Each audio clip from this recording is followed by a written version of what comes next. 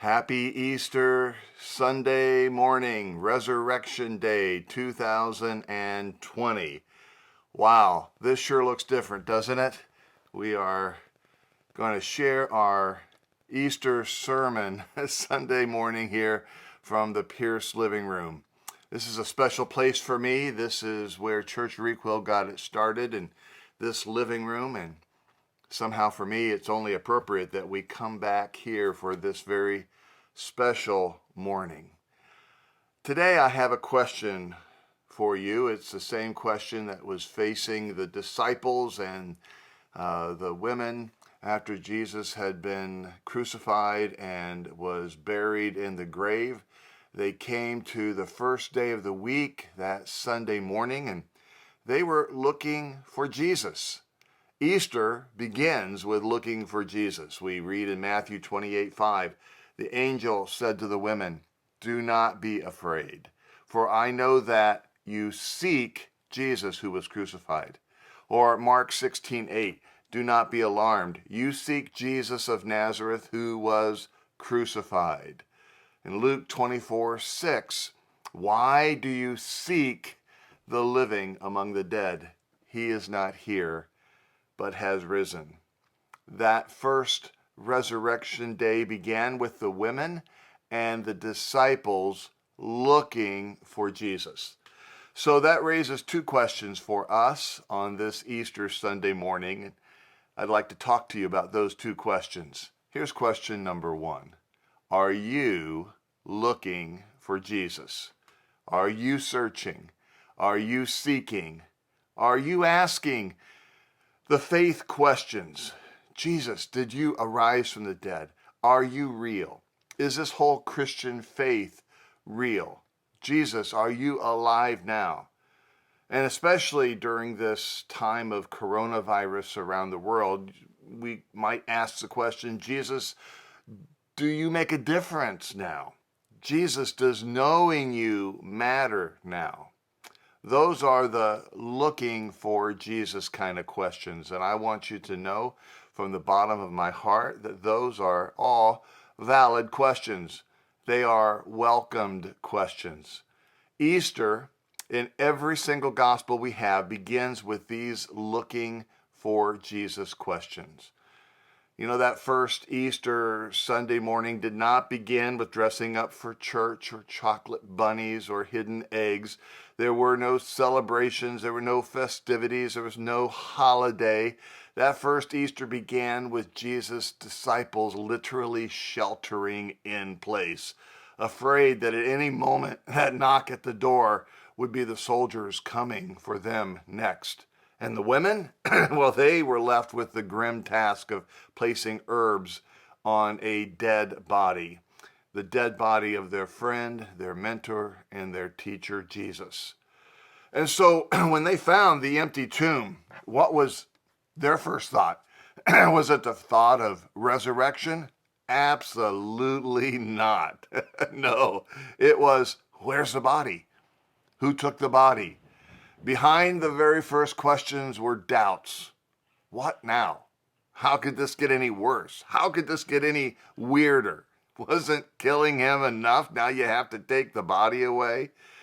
There was no thought of Easter. There was no thought of the Christian faith. There was no thought of religion. There was no thought of Christianity. There was only one thing, and that was fear, doubt, puzzlement. Just this thought. Where is Jesus? I'm looking for Jesus. Now, you may be watching this sermon this morning, but inside, you also may be wondering if this Christian faith is real. Is it the real deal? Could it be possible? Could it be possible that Jesus and his resurrection are real? And if that's where you are today, then I want you to know you're in good company. You're right there with Mary Magdalene and all of the disciples. That was their first question. Jesus was not where they thought that he would be. Jesus was not where they had left him. They had to find him. And they went off on a search wherever that search would take them. And maybe for you this morning, you're ready to admit that Jesus isn't where you thought he would be. He's not in a religion. He clearly is not in a church building, as none of us are in a church building this morning. Jesus is not in a story. Jesus is not in a testimony. Are you looking for Jesus this morning? And are you willing to be honest in your search? Will you follow your search for Jesus wherever it might lead you? So that's the first question that I'm asking you to ask yourself this morning. Am I looking for Jesus? But that naturally will lead us to a second question, and that is, well, if I am looking for Jesus, where am I looking for Jesus? The women and the disciples began their search in the most logical place that they could think of, and that was in the tomb, because this is where they left him on the Friday before. But he's not here this Sunday morning. And then we get the question from one of the angels, why are you looking for the living among the dead? Wow, what a great question. Why are you looking for the living among the dead? But you see, for them, it was not a logical question. I mean, where else would you look for the dead except among the dead? Wait, what? Living? What are you talking about? I mean, that would be the process that would be going on inside of their mind. They did not understand. Our search changes depending on what it is that I'm looking for, or who it is that I'm looking for. It's not like searching for a set of keys. You know how this goes. Honey, I've looked everywhere. Have you seen my keys? I could have swore I left them right here by the couch. But looking for Jesus is not like looking for that, because he's not a dead, inanimate object. He's not going to be where we thought we left him. And also, I can think of when my middle daughter, Jessica, lost her precious dog, Ireland. We searched the neighborhood high and low. We looked all over the place for her dog. Why? Because someone who is alive and has a mind and a will could go anywhere, could be anywhere.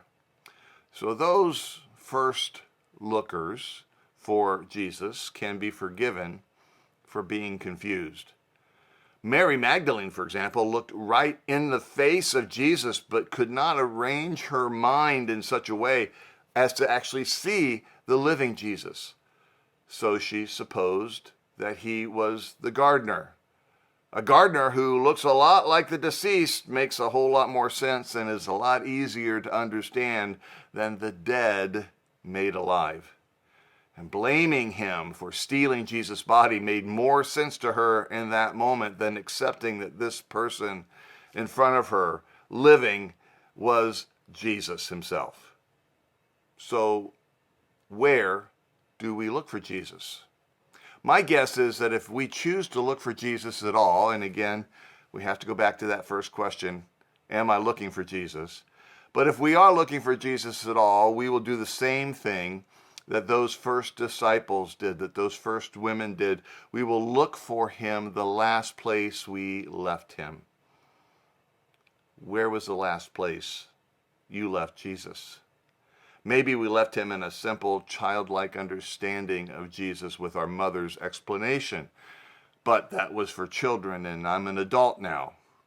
Maybe we left him back in our first choice between our conscience and what we wanted to do, between our choice of living in such a way that pleased Jesus or displeased him.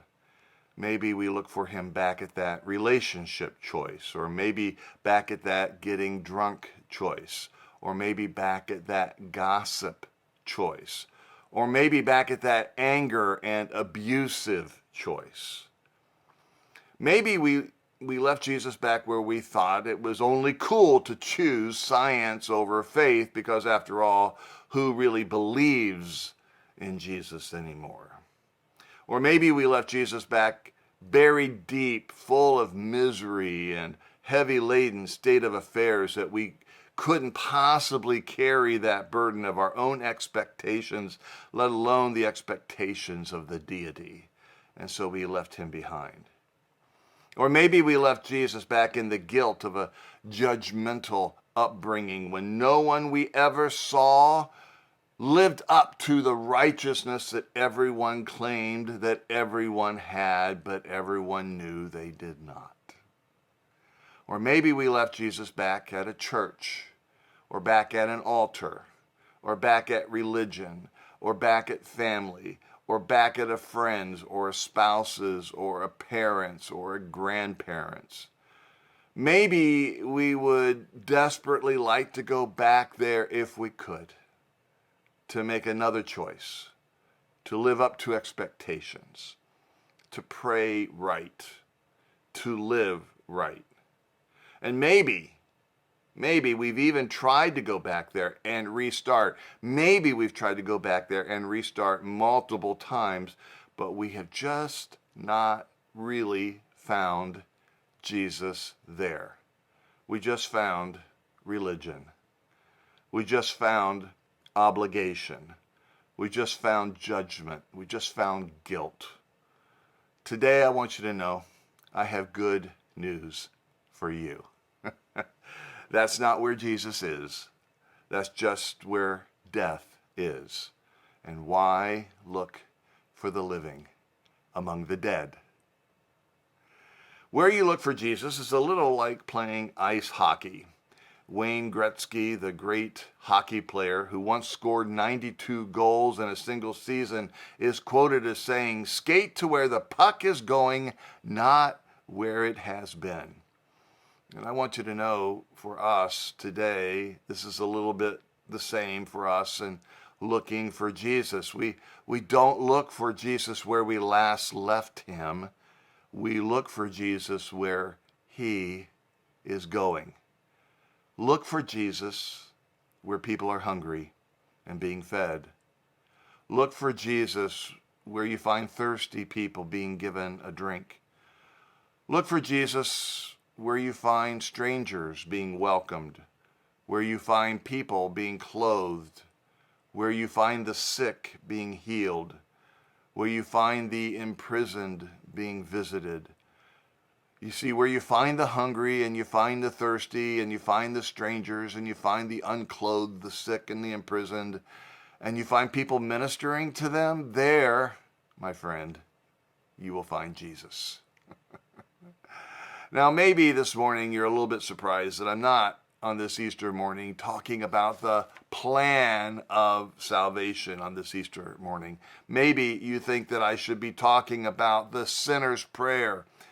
Well, I admit to you that I may be in danger of losing my evangelistic credentials, but on this Easter morning in 2020, in the midst of this coronavirus, I really don't want to offer salvation to you. I want to offer something so much better, and that is Jesus himself. Are you looking for the face of Jesus? Then where are you looking? Are you looking in the mirror? Are you looking at a photograph? Are you looking at an old painting? Are you looking at history? Are you looking into the face of someone who you are absolutely sure, certain that they are a saint? Then I want to tell you something. Stop looking there. That's not where you're going to find him. Are you looking into the faces of those who need Jesus' help? Are you doing all that you can to be the hands and the feet of Jesus to a desperate and a needy world of souls? Are you asking Jesus, Holy Spirit, to help you, to empower you? Are you confessing to the Holy Spirit of Jesus Christ? Are you confessing your own weaknesses and your own sins? Are you looking to the Spirit of Christ for direction to the ones that Jesus so desperately wants to help? then I tell you, my friend, when you look into those faces, there you will find the face of Jesus. So 2 questions I have that I leave with you on this Sunday morning. Are you looking for Jesus today?